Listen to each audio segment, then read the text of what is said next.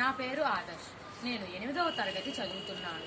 నేను ఈరోజు భోగి పండుగ విశిష్ట చెప్పబోతున్నాను. అసలు మనం భోగి పండుగ ఎప్పుడు జరుపుకుంటాము? మనం భోగి పండుగ దక్షిణాయన చిట్ట చివరి రోజున జరుపుకుంటాము. అసలు భోగి అంటే ఏమిటి? భోగి అంటే భోగములు. భోగములు అంటే సుఖాన్ని అనుభవించట. ఈ సమయానికల్లా రైతులకు వారి పంట చేతికి వస్తుంది. వారు దాన్ని అమ్ముకొని ధనాన్ని సంపాదిస్తారు. దాంతో వాళ్ళు సుఖంగా సంతోషంగా ఉంటారు. మనం భోగి రోజున ముఖ్యంగా చూసేది భోగి మంటలు. ఇవి ప్రతి వీధిలో ఉంటూనే ఉంటాయి.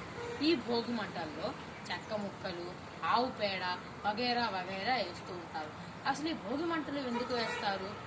వారి భోగి మంటలు వారిలో ఉన్న లౌకిక కామాన్ని అణచివేసి ఈశ్వర కామాన్ని పొందడానికి ప్రయత్నిస్తారు. అంటే వారిలో ఉన్న చెడును పాలద్రోలి మంచిని తెచ్చుకుంటారు. కాబట్టి భోగి అంటే ఈశ్వరుని భోగించుట, అంటే మోక్ష సిద్ధి పొందుట. అసలు చిన్నపిల్లలకు భోగి పళ్ళు ఎందుకు పోస్తారు? ఈ సమయానికల్లా అమ్మవారి అనుగ్రహం రేగి పళ్ళలోకి వస్తుంది.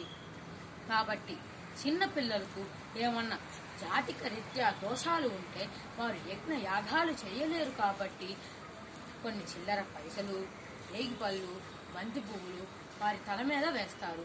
దాంతో వాళ్ళు సుఖంగా సంతోషంగా ఉంటారని ఆశిస్తూ వాళ్ళకి అలా చేస్తూ ఉంటారు. ధన్యవాదాలు. అందరికీ భోగి సంక్రాంతి శుభాకాంక్షలు.